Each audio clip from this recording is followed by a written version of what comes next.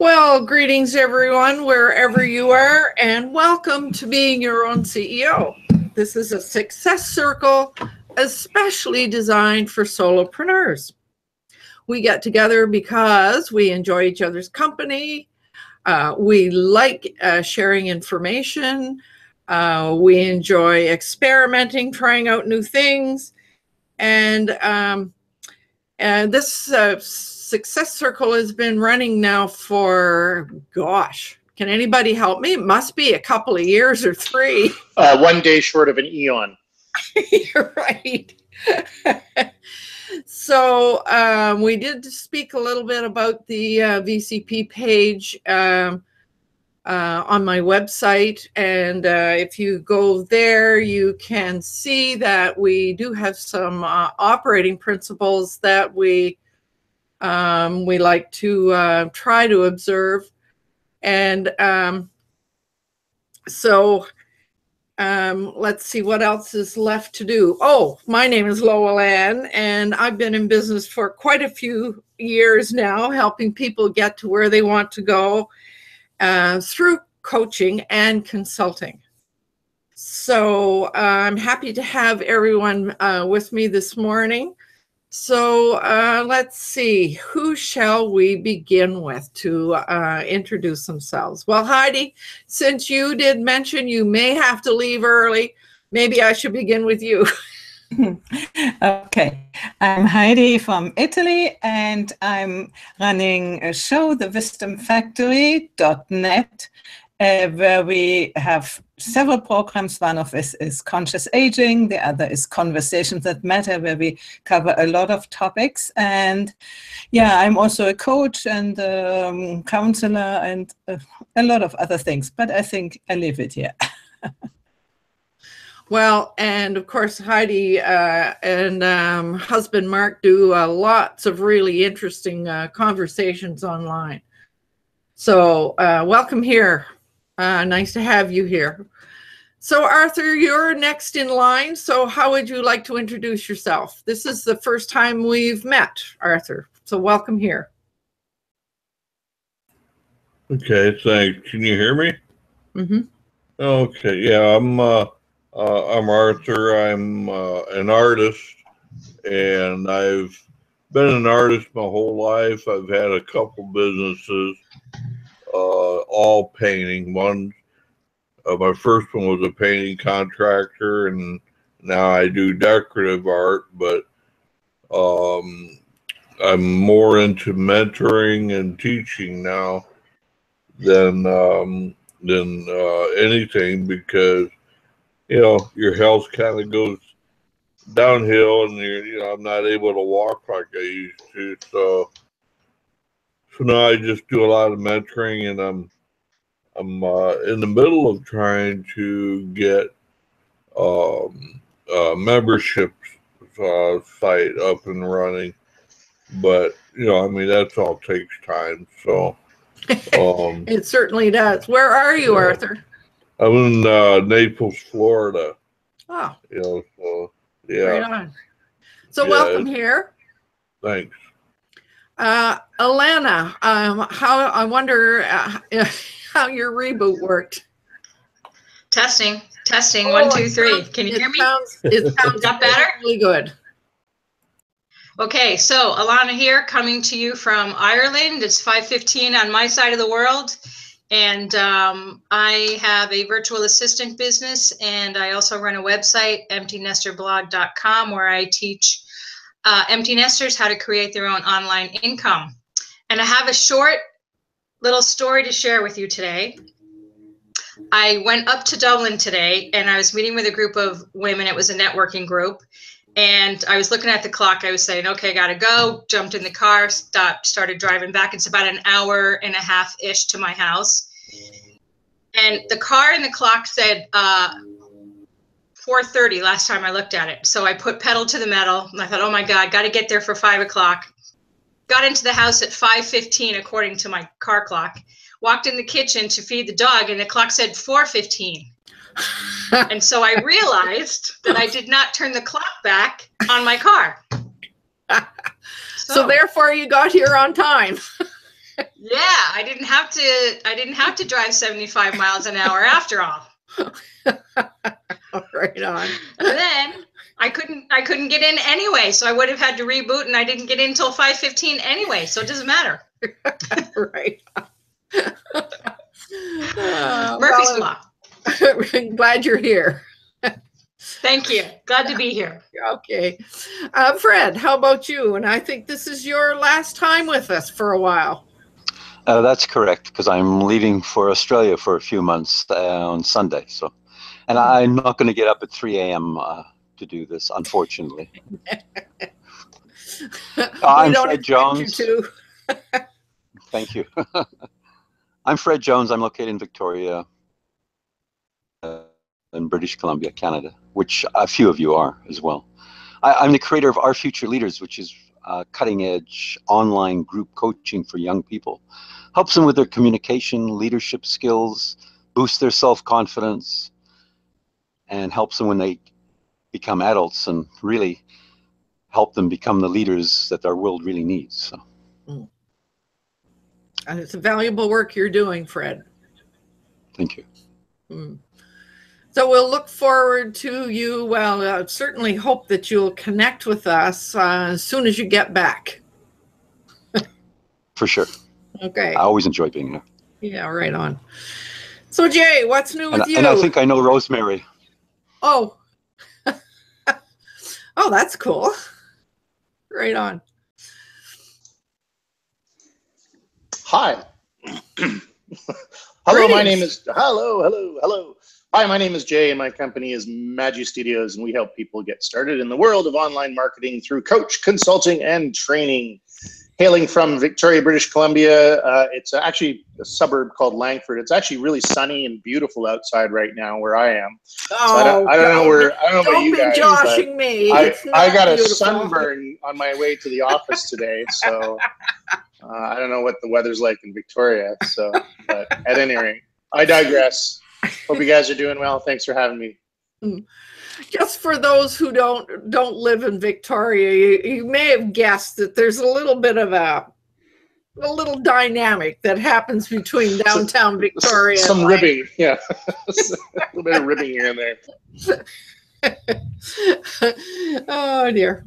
Well, thanks for coming, Jay. Happy you're here. Roland. Hi. Thank you for inviting me in, Lolan. I'm Roland from MinMax Media. I help you min-max your media for the minimum you need for the maximum impact. And I help people develop the very best interactive engagement in live streaming. And I encourage people to get a camera, get a mic, and express yourself. We can do all this in your website. And also, I'll be wrangling a few comments today because our friend Tim is not with us.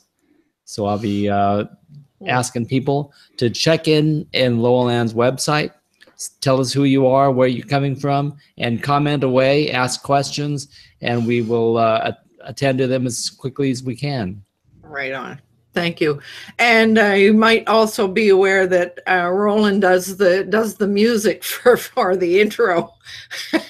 So, by the way, my claim to fame. Yeah, just in case anybody is interested, that music is called Swamp Stomp.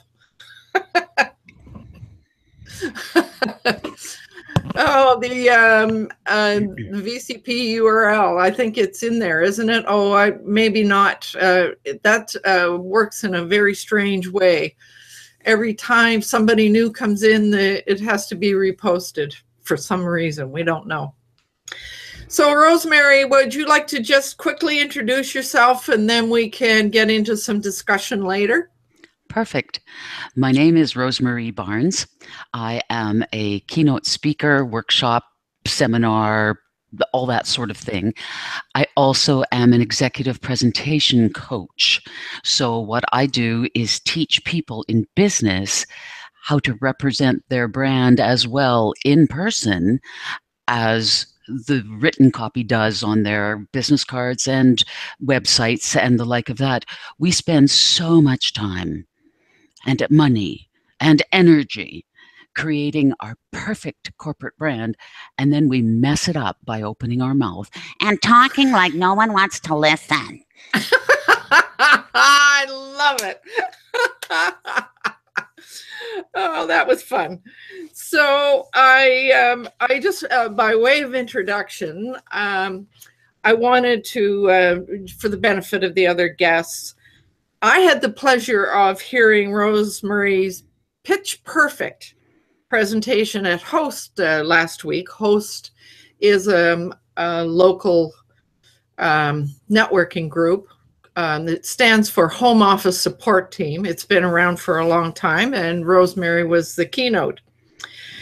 And as she was giving her presentation, I just couldn't help but think that all this good advice that she was giving in terms of getting out and presenting yourself in public, et cetera, really has as much value and importance to us online. So that's what prompted me to invite her here. And I mean, this is a group that's especially for solopreneurs. And it's not only the corporate world that has to pay attention to the way we present ourselves, we do too. So, and one of the things I've noticed is that the minute somebody is going into business, that's one of the very first things they have to think about is their elevator pitch. So, but I'm thinking that maybe our discussion really needs to begin with, why do we need to have a really good elevator pitch? Anybody have any comments about that? Well, in my opinion, I think it's the first chance at a second impression. Oh, wait, first chance at a first impression? You know, it really does define you on, you know, who you are, especially if you've never met someone. You know, and the trick to all of that is that you never get another chance to make that first impression. And here's the thing that most people don't understand is you are representing yourself, your company, your values, everything, because you've opened your mouth. Now, we only have such a very few milliseconds to make that first impression. We all say that we're not judgmental because that's what good people do. But in truth, we are judging whoever is walking up to us. We are not harshly, but nevertheless, are you male? Are you female? Are you friend? Are you foe? Are you pretty? Are you devastating? Are you? And we're making all of these preliminary assumptions about the individual before we open our mouths. What in those first few seconds, by saying your name, rank, and serial number, Rosemarie Barnes, keynote speaker, confidence stages, nobody's listening yet. They're still all wrapped up in their own thinking about, can I trust you? Do I want to bother getting to like you, know you, trust you? Eventually do business. These are all humming around and they're not listening. So why in our ever so important elevator pitch do we start out by saying, hi, my name's Rosemarie and I talk in public? There are better ways. There are much better ways. But we do it the wrong way because that's what everyone else does. Is the point of the elevator pitch not to make yourself memorable? Why would you do it the same way, the same boring way, the same ineffective way as everyone else? Good question. Why would we? But it's one of the most intimidating, in my experience of working with solopreneurs and other business people. They're so intimidated by this whole concept of an elevator pitch. The trick is to realize that it has nothing to do with you. Your elevator pitch is to invite a conversation, not solve war worldwide. Your elevator pitch is let's talk. To do that, you have to find some common ground. If you go to a networking meeting or anywhere else, your purpose for being there in your mind ought not center of me. It's all about me. Oh, look at me. Oh, look at me. It's all about the person you're talking to. If you can find a common ground with them, then you yourself can find a way to fill their need. As soon as you can fill their need, they're interested. So what do? You get them to talk first. Then you can answer their queries, you can slot yourself into their solution, or you can offer suggestions as to who might be able to do that. All of a sudden, you're the best person in the world, and now there's room for a conversation. Then once the conversation started, then you can come out with the information about yourself. But it's most important to let them talk first, and it's very easy to do. You just ask a question. What brought you here today? So what if it's if you're presenting either in front of a large audience or, like, for example, the host meetups, and I don't know if they still do this, but where everyone gets to stand up and deliver their elevator pitch. So whereas you're not really going to be asking everyone a question, or you're not trying to strike up a conversation with one. So it's really a one-sided elevator pitch, if you will. Or what if you're online? What if your primary audience is online, where you don't have the opportunity to network like you and I are right now virtually? It's more you delivering a video and then people are just watching. So how does that differ? By the way, Rosemarie, I love your voice. Oh, thank you. It's so sultry. I was like, you drew me in. And then you did that whiny one. It's just, if you could warn us first, that would be fantastic. Oh, you have heard nothing yet. My background is in theater, and I teach people accents. So we could do that if you'd rather.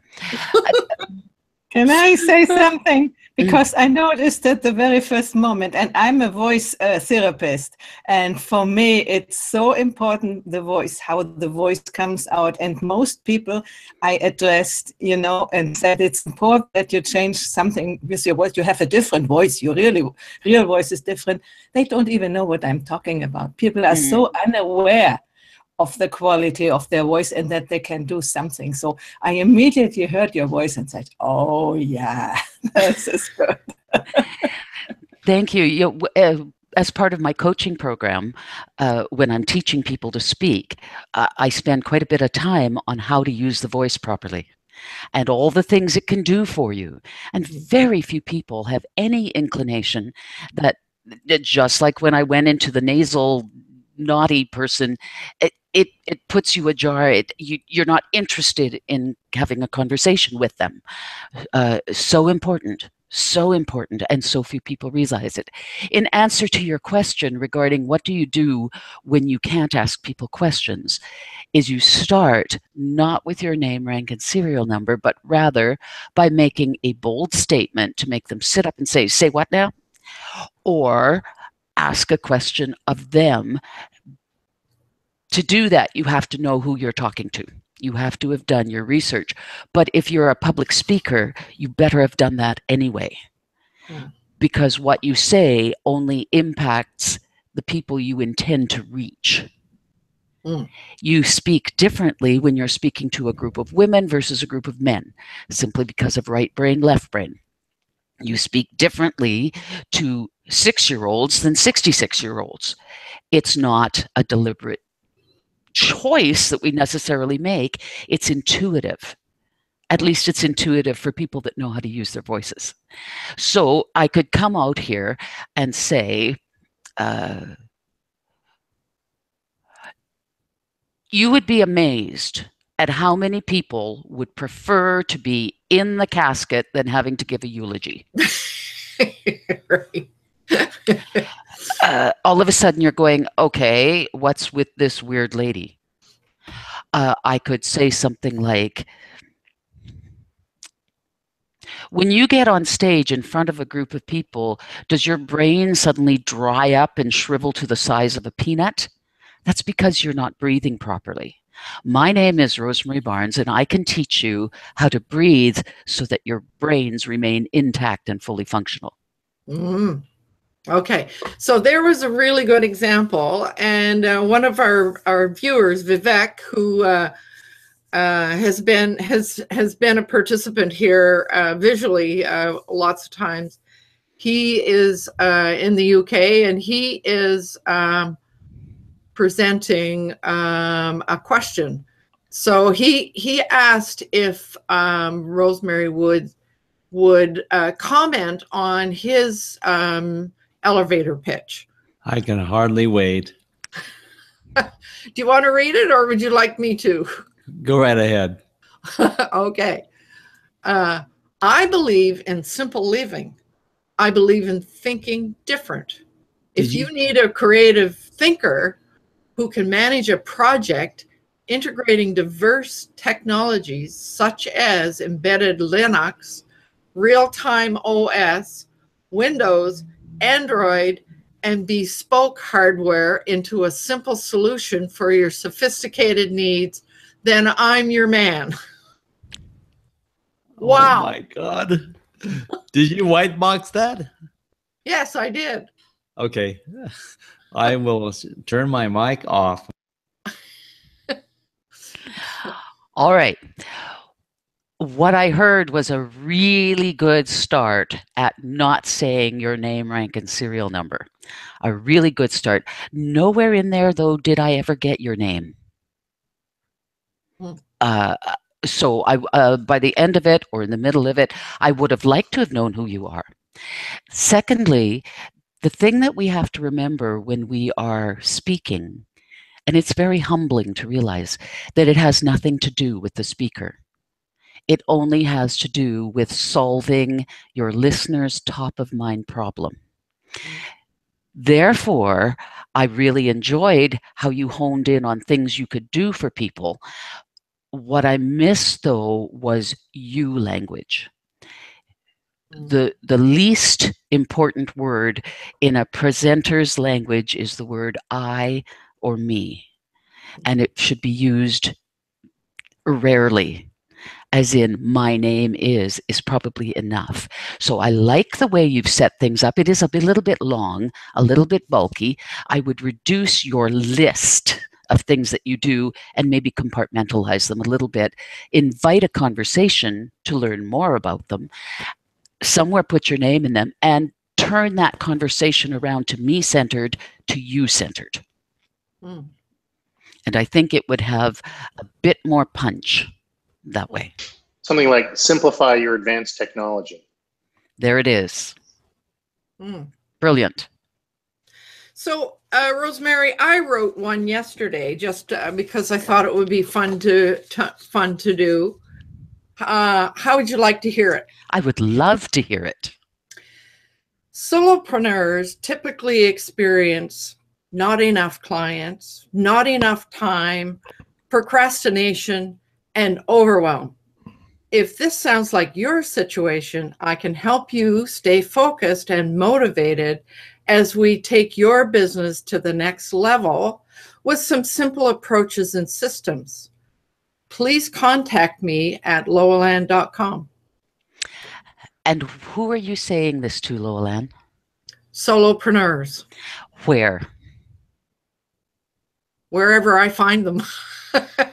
At a place like Host, for example. Okay. Yeah. Contact me is a little cold. Okay. Well, I was trying to shorten it because I'm very much aware that in some groups, they have a timer with a buzzer. And so you better keep the damn thing really, really short. Isn't it harsh when you're I on know, a roll? it's so hard. Yeah, and you go, yeah. Call now. I get a free set of steak knives. Operators are standing by. So let me say that my first draft said, my name is Lowell Ann, and my business is Workstyle Lifestyle Consulting. All right. I love that. Let's put that in instead of contact me. Okay. The reason I say take the contact me and the website out of there is that, do they really have a piece of paper and pencil ready to write down your address? True. That's like in the middle of the night when they want you to donate to the Kidney Foundation, or right. Rip the heart out of your chest and give it to someone else. You don't have a piece of paper right then. Mm-hmm. But once they will be listening for your name mm-hmm. by the end of it. And if you've done it right and served up a cocktail of effervescent information, they will connect with you. Mm-hmm. Okay. What about the other, the typical experience? Do you think that is something that my attempt was to, kind of find some things that the listener would connect with personally? Say it again. Solopreneurs typically experience not enough time, not enough clients, procrastination, and overwhelm. I would rephrase that as a question. Okay. Are you, not how many of you, by the way, never, never, never how many of you, are you experiencing? Are you experiencing? Okay. Right on. Is that because you've run the risk of no one raising their hand if you say how many of you? No. What happens is that we all live in our very special personal purple bubbles. And we know that we all want to be special. Very few of us want to be part of a herd. If there's a herd of cows, we, in our businesses, want to be the big purple cow. By asking people how many of you, you have just lumped them into a herd. It's demeaning to be spoken of in that way.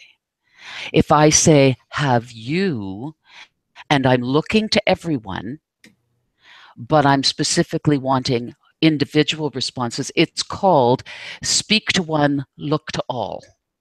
If you were speaking to one person, you would never say how many of you. And as a speaker, you are speaking to each person individually.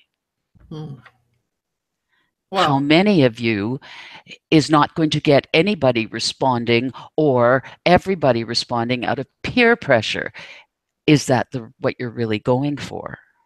If you're looking for peer pressure because you're giving a sales pitch, then yes, that can be very effective.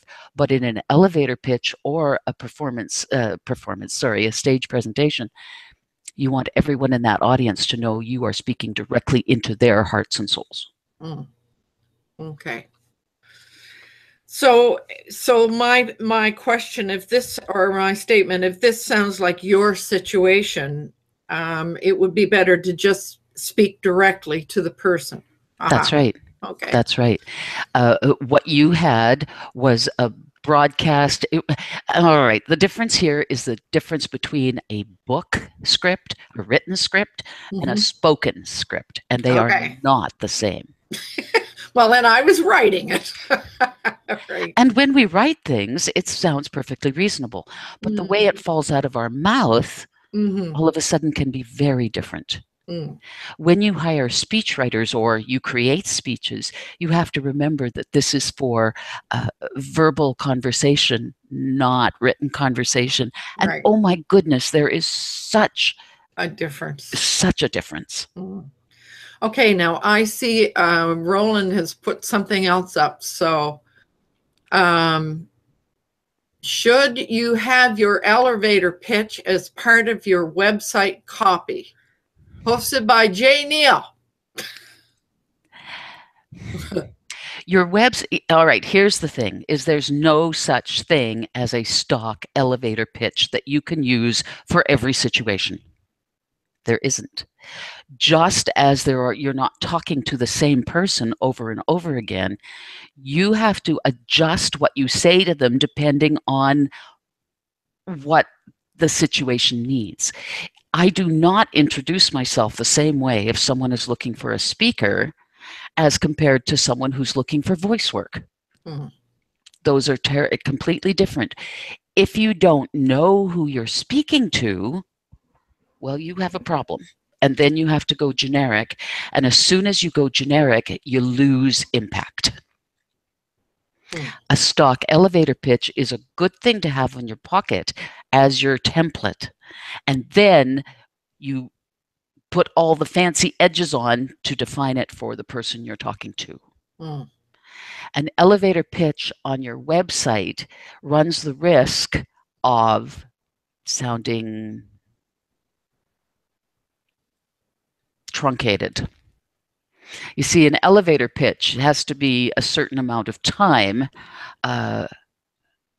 in situations where, like BNIs and that kind of thing. When you are networking, there is no stock time for an elevator pitch. Those are two very different situations. So on your website, you want to make sure that you cover all of the things you do in a fleshed out way rather than a truncated, clipped version of snippets. Your website is to show people who you are, to speak for you when you're not there. But you still need to be speaking to the needs of your desired audience. Yes, you do. Always. Hence, for example, I'm just about to launch my rebranding of my company because my target audience has changed. Therefore, the rebrand insists that now I speak the new brand. What got me here will not get me there. Therefore, I can't, in all honesty, when I'm in gold foil and black on my business cards, and they're gorgeous, I can't come out and say, hi there, friends and neighbors, damn, got a good job. You can't speak like that. So therefore, when you're doing elevator pitches, you must know who you're talking to. And if you don't know, you ask. Nice to see you, brought you here today. How are you? On your website, you can't do that. So you direct everything on your website to your avatar who's sitting there watching you. So that sort of says also that today a really nice personal short video is a really good place to go. Videos are powerful, really controversial. For example, I am a speed reader. I took speed reading in my first degree program, and it ruined me for novels. Oh, there's that what is it, that Z across the page? Yes, you only move your eyes, and you don't sound in your head, but at the end of it, you know what you've read. It's miraculous, really. But so videos for me take far too much time to watch. Oh. Far too much time. So I generally skip right over them. Other people take extreme value out of videos, and then you get into the question of how long. Some people will say 2 minutes, plenty. After that, nobody's listening. Well, yes, if you're boring, if you've got something juicy to say and are saying it well, people are not going to hang up. Others believe that if you're going to go through the bother of doing a video, do it properly. And give them what you've got, however long that takes. It depends, again, who are you trying to reach? If it is people who are disturbed by sparkling squirrels rushing by at every opportunity, then it better be short, it better be sweet, and it better be a gangbuster. If, however, you're talking to others that are looking for deep dives, then that's what you do with the video. One other thing I'd like to say about videos. If you are, be careful how you represent yourself in video. There's a lot of fun with live video and Facebook Live and all that kind of thing. I don't do them because I'm a professional speaker. And because video has to represent me as a professional speaker. I don't want people looking at how many hairs I have up my nose because of a poorly filmed home video. The videos I put up are professionally shot. And they're expensive, so how many of them am I going to do, really? But for people who are not representing themselves as being a professional in that sort of field, go for it. Do it. Have fun. Show the world that you are adventurous and that you're enjoying the journey to wherever you're going. It depends who you're talking to and for what purpose. So I guess Lolan would probably agree. Is I guess I'm adventurous at least once a week, right? Yes. So what I do, one of the things that I do, Rosemarie, is I deliver live training presentations every Friday for about an hour. And it is just me on camera with my PowerPoint presentation delivering to people across the world. And so I've got to keep people entertained and educate them at the same time for minimum 60 minutes. And I've been doing it for 5 years now, the same day, same time. So hopefully I guess there's people here in the panel that attend. So I hope I've been able to at least, educate people and stuff. But this is actually really fascinating because my world is video. My world is my voice. I started out in this world as a radio DJ at Ryerson. I took the education program at Ryerson in Toronto and came out here and worked at Z95 and came to Victoria, did the CDC and so on and so forth, and then realized that the lavish lifestyle of Herb Tarlick, Les Nessman, and all of those people at WKRP was not the lavish life. It was really not the lavish lifestyle that they're portrayed on television. So I quickly got out of that industry. So, anyways, I just wanted to say I think it's really fascinating because, the elevator. I have an elevator pitch I get, or an intro, if you will, every time, and I think it touches all the buttons that you recommended. I don't know, but and I'm starting to have more of a closing statement. I'm still rough around the edges on that, but just because every week it's a different topic. So, do you want to? Would you like to read your introduction to me and let me have a chance to? He doesn't have to read it. It's right off. Well, I got to get off camera though. Because you gotta envision me, you don't actually see me when I do the introduction. All right, hello everyone. Happy Friday, happy Saturday, wherever you are in the world. Welcome to another episode of Wealthy Affiliates Live Training. My name is Jay, and tonight we're going to talk about, and then that would be whatever the topic is that evening. Good. And the intonation is identical every time. But wait, that's not all. Operators are standing by.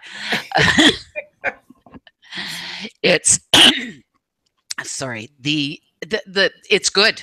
It's good because it has the voice of authority without being all that in a bag of chips, if you know what I mean. You have a very welcoming tone, a very confident, assured tone without any arrogance. So it's really nice. You tell them exactly what you're doing. You tell them exactly what's going on. You mention who you are, and then you get down to it. It's very it's not focused on you, which is brilliant. It's really an irony, isn't it, that we're trying to do elevator pitches and make them not focused on us. Yeah. Isn't it interesting? It's a real switch. And your introduction does that. It's about your listener. So Roland was waving that he would like to make a comment. I just also wanted to say one quick thing that Casey Kasem had a huge influence on my life as a kid, with the K-Tel commercials. And that's actually why I wanted to get into the whole radio world, and Ron Popeil, Set and Forget It, and all those kind of things. I used to love commercials, and I used to love the voices. I love Bob Barker. I was fascinated with Bob Barker and his game show presentation. He was a total icon. Don't forget to have your pets spayed and neutered. Unfortunately, as far as you and I are concerned, those days are gone with the ad jingles and the radio voice. I was in radio as well, and because with a voice like ours, that's what you do. Yes. But it's sad. It's sad now that the voices on the radio don't have the assurance that yours carries. They don't have the confidence, but that's not really surprising. Oh, I'm going to get off my soapbox before I get into bridging the generation gaps in business, because that's my favorite topic. And I think our young people are brilliant, but they don't have the confidence to let it shine. So Roland, you've done lots of voice work too. So what you wanted to say something? Well, you really nailed it with that one term of confidence. And I don't think it's so much the actual presentation. I think it's the demeanor of the person having the confidence to say what they're going to say. And nowadays, the whole environment of online presentation has evolved, and it unfortunately allows for a lot of deficits and bad performances, if you will. But I don't think that the polished performance or the perfect presentation is the key right now. Right now, it's they use the word that's overused called authenticity and genuineness and the real deal, like reality TV.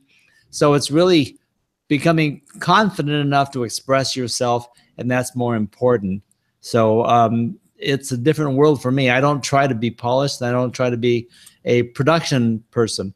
Although if I was doing a production, I'd probably hire a voiceover person or hire a camera person, and we would produce a video. But for live streaming and for the shows that you and I do, Lowland, this is good stuff. We don't have to worry about that. Here's the trick, is that you don't learn how to create bye. Yeah. It's Heidi. She has something else happening in her life. Yeah, and thank you so much, because I often felt so alone when I said the voice is so important. It is, and people don't believe it, and that you are an advocate for that. Thank you. My pleasure. Bye-bye. Let's go. I will listen to the replay afterwards. Bye-bye. Bye-bye. Bye, Heidi. Bye. Right on. Here's the trick with, sorry, go ahead. Well, it looks like Roland has another comment up here. Okay. On your website, you need to be aware of different cultures, countries, etc., especially when you are aiming to get an international clientele. Agreed. Completely agreed. So what you aim for is what all of them have in common. Your website is not a place to get into the nitty-gritty of every person and what they need. Your website is an invitation to a conversation. It has to be broad enough that people feel that you understand them, and detailed enough that they know what you stand for. Your website is primarily a place to broadcast what you do, for whom you do it, and what values you hold while you're doing it. Your client base very likely shares a number of those values with you. I am not a marketer, nor am I a branding expert, nor am I a website designer in any way, shape, or form. I can only speak to what I've gone through with my rebranding, which is like a rebirth of the company. It's huge, because in order to do that, you have to go through the full evaluation of your personal values, your professional values, and your company values. And with any luck at all, they're the same. Otherwise, something has to change. Those are what you need to put out in your website, in my opinion, but I'm not the expert in this field. Ask me about speaking to it, and I will tell you it all. But as far as the website goes, I'm really not the expert to talk to. I just know when a website attracts me, it's because they're talking to me, not about themselves. Right. So I was going to ask Fred, I mean, you in your work with leadership young leadership development, it seems that a lot of what Rosemarie is saying is very applicable to what you're doing, I would think. Well, it's all about self-confidence, and that's really, once you have self-confidence, they can find their voice, and then you can assist them. But until they have that, and it's practice, it's just pure practice. Just keep getting them to speak and helping them and assist them. And Rosemarie has a lot of experience in that regard, because I know a little bit about her background as well. And I know she's worked with young people, so. But it's definitely the self-confidence and finding their voice. I absolutely love working with our brilliant young people. I love it. They have so much sass and brass that I have no problem freely admitting I'm an energy succubus. I take their energy, I roll it all around, and then give it back to them in a form that they can use. It's to focus them. And you're right. What our younger generations require so desperately is confidence. The way that they've been brought up, et cetera, and have been so treasured, they've not been allowed to fail. And you don't become confident by succeeding. You only become confident when you've navigated your way out of a trouble spot.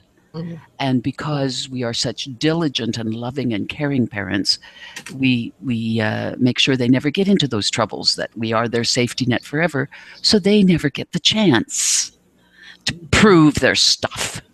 So they're not confident. But that's a totally different conversation again, isn't it? Yeah. So, Alana, what about you? Was there anything that you would like to ask Rosemarie, or anything that you particularly relate to? Yeah, actually, all of it. It's a really great discussion. The group I went to see today was a group of networking women, and we had to do the 1-minute pitch. So, and it was on a timer, and you basically had to say your name, the name of your company, the services you provide, and they ask you to ask for an ask, like, what is it you want to get out of the meeting?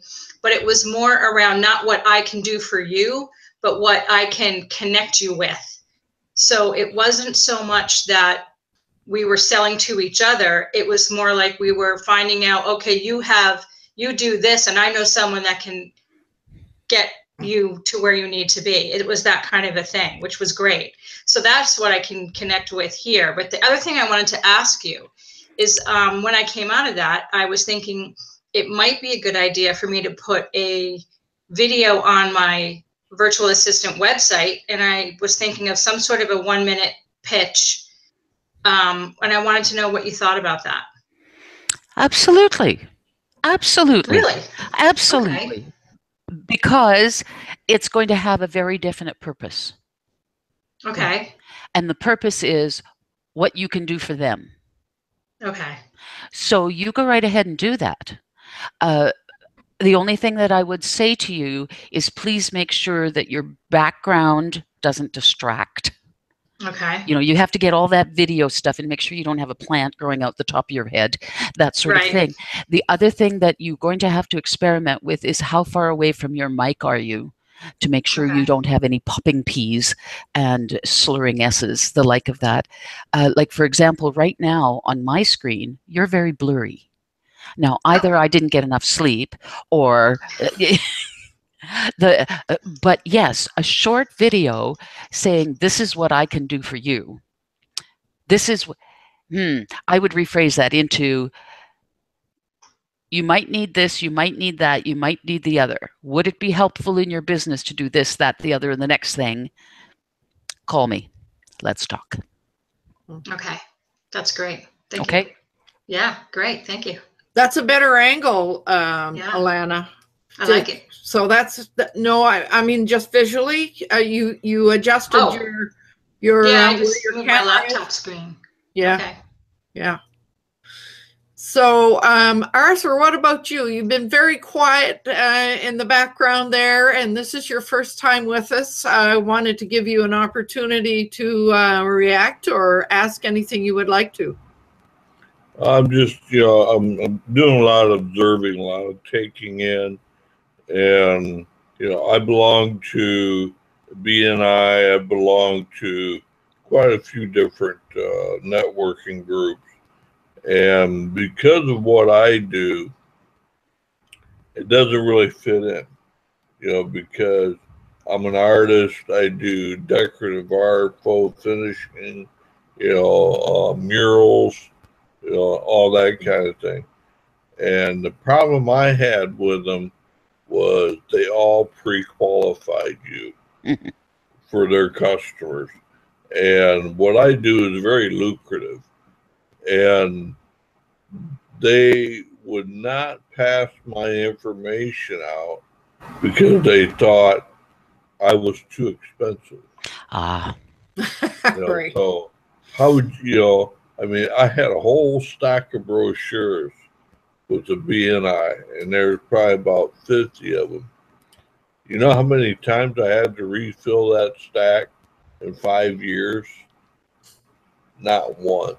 Yikes. Yeah. So I gave up on that. I mean, yes. Yeah, I mean, it was just a waste of time and money. Exactly. And and then I actually belong to two of them.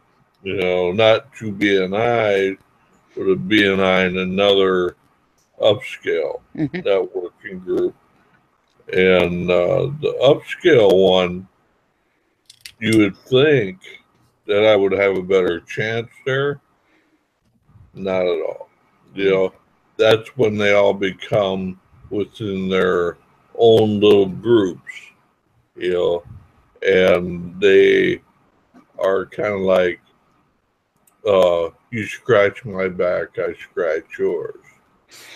So very political, and I'm not that kind of person. It sounds to me, Arthur, as though, I mean, it points up to me anyway, the importance of finding the right audience. Yeah. And that's, I mean, and that's not always all that easy to do. No, especially since how the market has changed in the last 5 years, 5 to 10 years. I mean, my market is not what it used to be, because full finishing has basically taken a dive because the market was oversaturated by these classrooms that popped up out of nowhere. And they were just teaching the homemakers with one 5-day class, and all of a sudden they're master artists. And none of them know how to paint. And I'm sure you have seen the same thing with business coaching and mentoring. Everybody you meet will tell you they're a coach. It ruined the market on the internet. I'm an ordained minister because I got educated on the website. So. There you go. Congratulations. That's good. I agree with what Arthur is saying. I really do, because I like that cliquey group when it comes to certain networking groups, because it's always, in my experience, it's in some networking groups that I've been to, it always ends up seeming to be the same people, and they're always, when you break off into groups, they always kind of go off into that same group. It's like high school all over again. Isn't that the truth? Yeah. There's a guy here in Victoria, Arthur, that does murals. You did say murals, and one of the things that I found really interesting that he does is he has an Instagram account, and with his Instagram account, he takes pictures of the murals that he does for businesses and for home clients, and he's really good at marketing himself. And it's all, and that's all he does. He just does murals, and he does it really well. I probably know him. What's his name? I will get to you by the end of the broadcast here. You'll find it. Because I know, I mean, we all pretty much know each other. Mm. Right. The only one I haven't met yet is Banksy. I haven't. I'm sure you've all heard of him, but we all pretty much do our own networking. Mm-hmm. But I mean, I know people all over Europe. I know, several, quite well-known artists. So. But there's a difference, isn't there? When you're connecting with your colleagues, other people that do the same thing as you do, that's easy to do, but it's not nearly as easy to find your desired audience. So, yeah. I mean, it used to be here in Naples. I mean, I was very busy, Mm-hmm. and then in the last few years, it has basically fallen off. It has bottomed out. Mm-hmm. And the reason is there are so many people that have oversaturated the market that don't know what they're doing, and they've ruined the quality of. He's sharing what. Yeah. So his name is Mario Labonte, and his Instagram handle is Murals BC. So as you can see, all he does is he just posts. Right now he's really busy because of the Christmas market, but he also does murals in kids' bedrooms and all sorts of different places. Like a lot of storefronts. Yeah, exactly. But here's an example of him doing a bedroom and whatnot. Here's the side of a building. This one I actually really love. Yeah, it's a trompe l'oeil. Mm-hmm. Yeah. I mean, I do basically everything he does. So, but one of he gets a lot of business based on the way he markets himself like this. Like here's a fence. And every picture that he uploads, he adds his website address there, Murals BC. So, I think it's a really neat way to market, because the only other time I've ever seen his name is in some cases it'll be on the the artist's signature with his website on it. But I think it's brilliant the fact that he's leveraging Instagram, which is primarily focused on imagery, to brand and market his business. I think it's fantastic. It's such a and I really do commend him. So I mean, that's just something that I think that would be ideal for someone like you. Right. The using the visual type of social media to be able to. That's what I do. Yeah, I mean my blog is set up that way. Where I do wood graining, I do marbling, I mean, there really isn't anything that I don't do.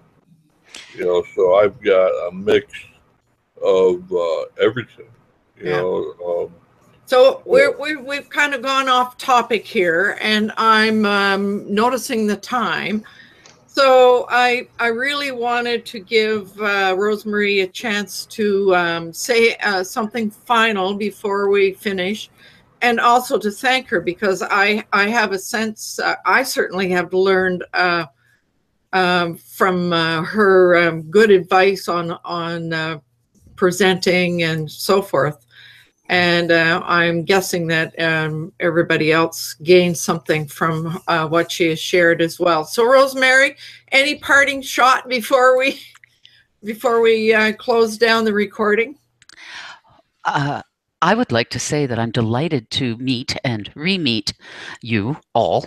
What a lovely group of people. Absolutely delightful and innovative and interesting and not ordinary at all. I have that effect on women, sorry. Yeah. I'm sure you do. The trick is not to represent ourselves as ordinary when we open our mouths. All of us have so much to share. All of us are experts in our field, and just by being here, we are showing our that we live, eat, and breathe lifelong learning. What a shame it is when we present ourselves at our various networking groups and whatnot as ordinary. Stop doing that. Stop it now. Never, ever again at a networking meeting, even if they tell you to say, give us your name, your company, what you do for others, how have you been of service lately, all of that kind of thing. Those are suggestions. And yes, you can cover all those topics, but don't do them in that order. Correct. Grab them by the throat and make them listen, and then become a bubbling display of whatever it is you are. Don't let their rigidity and their lack of understanding of what can be accomplished in 90 seconds or a minute, don't let that works so well for ordinary people dictate you. Be your creative self. And do it like you own it. Yeah.